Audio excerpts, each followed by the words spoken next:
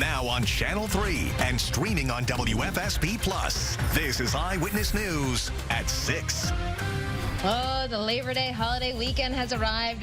If you are planning to hit the highway, here is a live look at a few of them around the state. Looks like things are moving, maybe a little backup out there. Look at this beautiful shot in New London over there. Thanks for joining us here on Eyewitness News at 6, everyone. I'm Stephanie Simoni. I'll figure it out eventually. Yeah, how long have you been? A couple of years Just now? 3, yeah. Brian Shactman here. Whether you're traveling or staying home, the weekend marks, sad for some, the unofficial end of summer, but with that last gasp of summer, something like the New London ferries, you can see the cars lining up, sure to be busy. And whether it is boating or going to the beach, like here in Old Saybrook, or maybe getting out on the Connecticut River, you can see here in Middletown, you'll want to know how the weather will hold up. So let's get straight to the Chief Meteorologist, Mark Dixon, for our first alert forecast. He is really the graphics master around here, too. Well, this graphic showing that it's eastern Connecticut that has received the brunt of today's rain. Rain's something we could certainly use in association with a cold front that's going to set the stage for a beautiful, dry, bright, stellar top 10 type weekend for us Saturday, Sunday, and also into Labor Day. At one point around Moodus, we had enough heavy rain that we had a flood advisory issued. That no longer is the case. And I check a first alert radar. Ooh, we're zooming in and out. We've got downpours that have been shrinking, basically just becoming showers, moving away from Union, away from Ashford, up into the quiet corner there, Woodstock, Pomfret, Putnam, and then also some downpours winding down right over Route 2 there in Colchester. So region-wide, you can see during the afternoon really bubbling up and then beginning to wane a bit. So as we head towards sunset and also with the passage of this cold front, cloud cover is going to be clearing out, giving way to a mainly clear sky. So first alert futurecast showing that is indeed the case by 11, becoming mainly clear. Tomorrow, absolutely beautiful. We'll see temperatures at 7 o'clock, 8 o'clock in the morning, 50s inland, low 60s at the shoreline, close to 70 by lunchtime, into the mid-70s. We go for high temperatures tomorrow afternoon. Now tomorrow specifically for the UConn game at the Rent Their Home opener against CCSU. If you're tailgating, expect upper 50s, low 60s, and then as we get closer to game time, kickoff at 2 o'clock, temps up between 70 and 75 degrees. We'll have much more on the rest of the holiday weekend, and when to expect our next chance for some wet weather, something we certainly need ahead in the first alert 7 day. All right, Mark, thank you. We continue to follow that breaking news out of Groton as we learn a former state trooper has been arrested in connection with this confrontation. You can see right here in that video that went viral, the argument between now retired Sergeant Brian Fahey and YouTuber Sean Paul Reyes and his cameraman who were filming on his property last month. It sparked an international affairs investigation and now a disorderly conduct charge against Fahey. He is due in court Wednesday. And now for you at 6, people in New Haven celebrating a victory tonight. A high school student detained by ICE set to be released. Esdras was taken into custody last month, and your chief political reporter Susan Rath live outside Wilbercross High School in New Haven, where Esdras was supposed to start his junior year this week. Susan. Stephanie, the New Haven community has something to celebrate. This young man, Esdras, was taken into ICE custody, and now it looks like he's going to be coming home. The New Haven community has been working very hard to make this happen, which is why they say it's important to speak out. It is a true testament of community to see what has happened here, and we should all feel incredibly proud. There is a feeling of pride for those who have been working hard to reunite a New Haven high school student with his family. 18-year-old Esdras has been held in ICE detention centers in Massachusetts and even Louisiana. He and 6 others were taken into custody last month while working a summer job at a Newington car wash. The pain of what is happening is severe. Families across this country whose family members are being detained and not being released are suffering. And inside that facility, it is a prison. Tina Colon Williams is Esdras' attorney. For her, this is also bittersweet because not everyone taken away by ICE has a community like this that will not only speak up, but are willing to fight. Esdras is coming home. And it was also inspiring to see how many of our community members were on that bond hearing call. I was looking at all the names, a lot of names that are here with us today. During that call Thursday, a judge granted bond. Kristen Mendoza has been Estras's teacher. He happens to be just this beloved, wonderful young man. You know, you're not supposed to have favorites, but we all do. But that doesn't matter. Like, we would react the same for any one of our kids. I feel like it's impacted us in a very negative way. Like, someone from our community got taken just like that, and it's just, I think it's unfair. The fight for Estras has been a passionate one. The injustices that are happening as it relates to immigration, that you can see New Haven as an example of the work that we have to do in this country. We have to work together and we have to fight. It's not clear right now when Estras will be coming home, but obviously everyone hoping that it will be soon. So right now they want him to come home and be reunited with his family, and just as importantly, they want him to return to his school. Your chief political reporter, Susan Raff, Channel 3, live in New Haven tonight. Susan, thank you very much. Time for an update on an I-Team investigation, a plea deal in the case of a Haddam dog trainer accused of leaving animals in crates without food or water, and a bulldog actually died. Today in court, Josephine Ragland pleaded guilty to 2 counts of animal cruelty, but no jail time as long as she doesn't commit any other crimes. However, she cannot have any contact with anyone else's pets during her 2-year probation. This time tomorrow, UConn's first football game of the season will be in the books. They are taking on Central Connecticut State at Rentschler Field at 2 p.m. and big crowds are expected. Your reporter Mark Robbins, he will be there, and he joins us live right now in East Hartford with everything you need to know about this big game. Mark. Stephanie, lots of preparation been going on for quite some time when you think about it. I mean, the schools, the teams have been practicing for about a month or so. Work here at Pratt & Whitney Stadium, Rentschler Field's been ongoing for several weeks. In fact, much of East Hartford has been preparing for what will become, or for the opener of what will become, a 3.5-month season. Workers inside Pratt & Whitney Stadium have cleaned the building quite nicely after last weekend's Chris Brown concert. The field looks immaculate and the electronics appear bright and ready. The general area has been organized for parking. Signs are pretty easy to read. The cones may provide a bit of a driving challenge, but it's worth it once you get inside. This tire company is going to be anticipating some new business with all the Huskies fans that are going to turn into potential customers. The traffic is going to be so much out here that is people going to see me, people going to see my business, and then hopefully afterwards they come in like they typically do. And UConn tailgaters have long known about Queen Pizza and its 5 for the price of 4 deal, and the UConn enthusiasm that comes across to everyone who enters. We start very early in the morning to prepare the dough and everything for the football rush. We are big Husky fans here.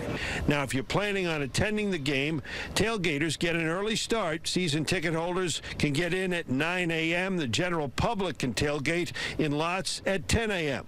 Gates open at Rentschler Field at 12:30 for the Fan Fest inside. And make sure to come by and see all the Channel 3 people at our tent. Come on in and say hello. And then at 1:40 or so, the band and team will take the field. There'll be introductions, the anthem, and then the kickoff set for 2 o'clock. All right, now tickets still are available. At last report, about 26,000 had been sold. There's about 40,000 seat capacity here at the stadium. You can buy them online, and again, you can get them here at the stadium at the ticket box, the ticket office, which is right behind me there. And of course, we'll have complete coverage of the game, of course, live on the wax as well. Your reporter, live in East Hartford, Mark Robbins, Channel 3, Eyewitness Sports. Thank you, Mark. We've got to fill up the rent. We need more people to go. Come on, folks. Go buy tickets. We, of course, are your Husky station. We will invite you to join us for a special program ahead of tomorrow's opener. That's right. You don't want to miss UConn Unleashed tonight at 7, right here on Channel 3, and at 7:30 over on our sister station, The Wax. Get in on all the excitement as UConn gets set to kick off Game 1 with Central Connecticut State University Blue Devils. One of President Trump's cabinet members making a stop in Connecticut today. Who, where, and why? Coming up. A popular Connecticut brewery is now open in a brand new location. How the owners are working to attract new customers. I'm New Milford School Resource Officer Brian Bolero. Never pass a school bus on the right. Let's get back to school safely. This 3 Cares message is brought to you by the Connecticut Police Chiefs Association, policeapp.com, and Speed Enforcer, powered by DACRA Tech.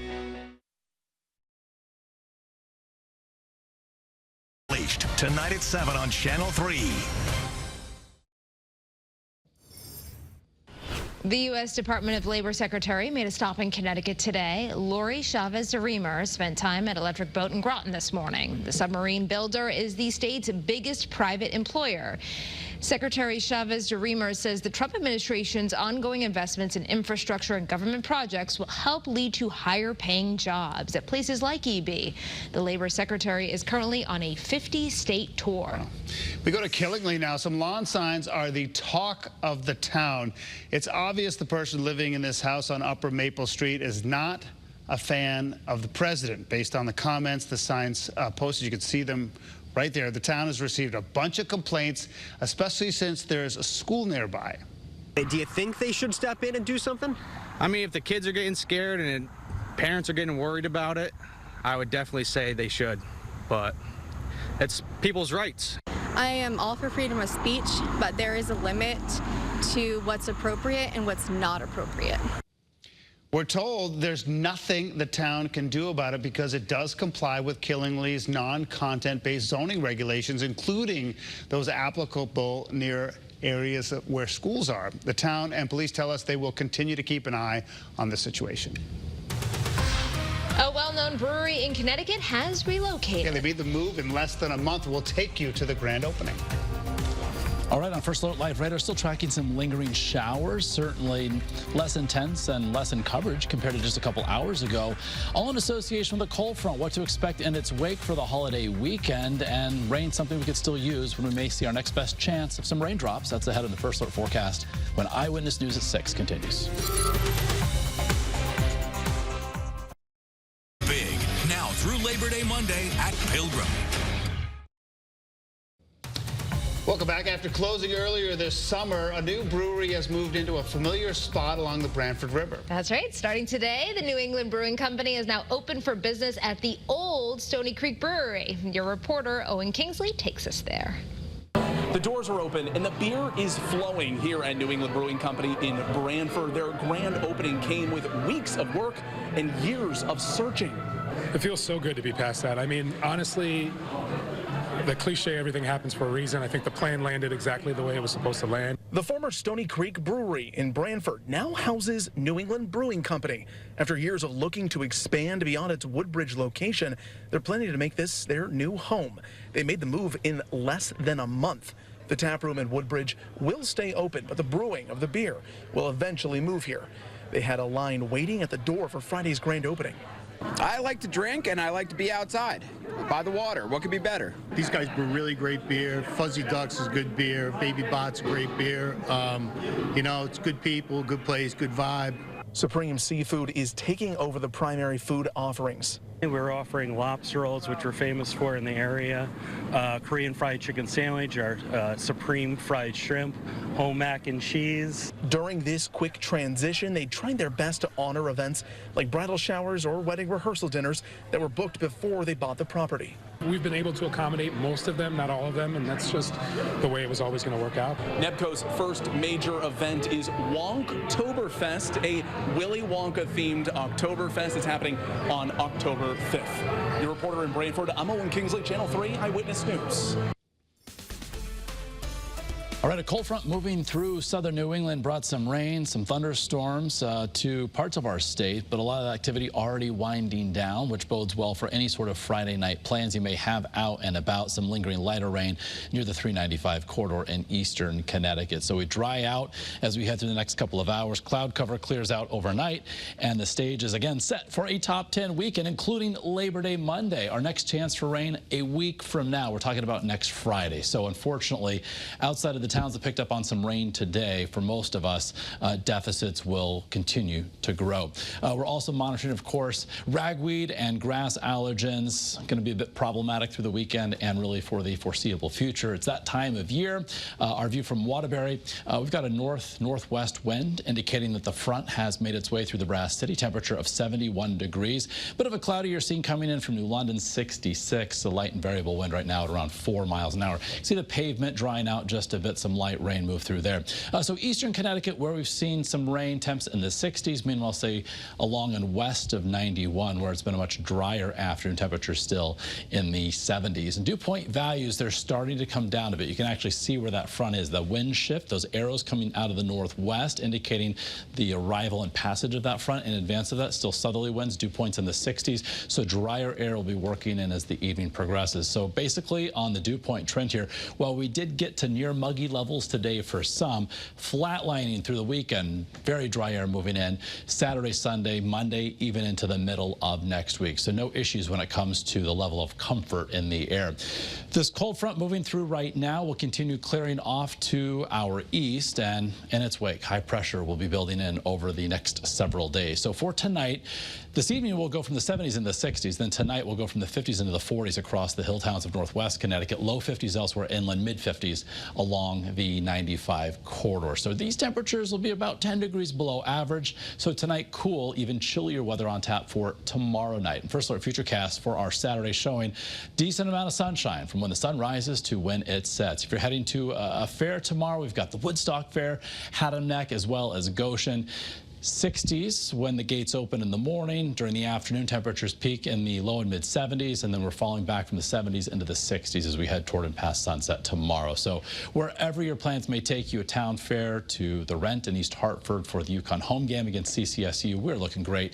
Temps peak tomorrow inland 70 to 75, and with the wind coming out of the northwest and offshore wind direction, temperatures along the shoreline warmest compared to inland areas as we peak in the mid 70s. So high pressure building in from the west tomorrow through Sunday into Labor Day Monday, even into next week. That translates to dry and bright weather for us. So in our first alert 7-day forecast, tomorrow night we're going down into the mid and upper 40s. Then by Sunday afternoon, ending the month of August, close to average as we get close to the 80-degree mark. Monday, Labor Day, lots of sunshine, comfortably warm, highs near 80. That's when we officially begin meteorological autumn. And next week, temperatures close to average. Overnight lows in the 50s, highs in the upper 70s and low 80s, turning a little bit cooler as the week progresses along the shoreline. Cloud cover increases on Thursday in advance of a storm system that could bring us some wet weather by Friday of next week. All right, sounds good, Mark. Thank you. Now at 6, the dates are set for migratory bird hunting season in Connecticut. Yeah, here's some details on what you need to know. There are two separate zones. There's north of I-95, there's south of I-95. Canada goose season opens September 1st in the north zone, September 15th in the south. Early duck season opens on October 11th in both of the zones. Late duck season, November 11th in both zones as well. And one other note, the state's new law allowing Sunday hunting on private lands does not apply to migratory bird hunting. And the CBS Evening News is next. Yeah, let's take a look at what's coming up. We go on the road to Illinois, where people are traveling hours to spend just a few moments with this boy. What's the fuss? That's tonight on the CBS Evening News. And we'll be right back. Now through Monday, good things are in store at Stop & Shop. If you are looking for something to do tonight or this weekend, you might want to check out the Woodstock Fair. Channel 3 stopped by a little earlier today. It is the state's largest agricultural fair. Features all sorts of food, rides, look at the Ferris wheel, entertainment, plus horse and livestock shows. It runs through Monday. General admission is $15, but it's free for kids under 10 years old. Now, if you want more information about Woodstock as well as other fairs happening around the state, all you have to do is go to the WFSB app. And I think Woodstock is in its 164th year. Yes, That's it pretty, is. Pretty incredible. Wow. Quite a Fun stretch. fact right there. Yes. So the weather cooperates if you're heading to a town fair this week in Goshen. Haddam Neck also having their fairs. The UConn home game tomorrow. Do a little outdoor yard work, perhaps getting around a round of golf, doing some outdoor grilling, some outdoor fitness. The theme here, outdoors. It's going to be beautiful. Dry, bright, mid-70s tomorrow. We do have a chillier start Sunday morning. That's when temps inland will start off in the 40s, and then by the afternoon take a run at the 80-degree mark. So this time of year with the sun angle still and the dry air in place, we can warm up pretty quickly, close to 80 for Labor Day, and then it's not until next Friday we see our next chance for some much-needed rain. Mark, thank you. Thank you. And thank you for watching Channel 3 Eyewitness News at 6. And don't forget, join us for UConn Unleashed at 7. Have a great weekend, everyone. Unleashed tonight at 7 on Channel 3.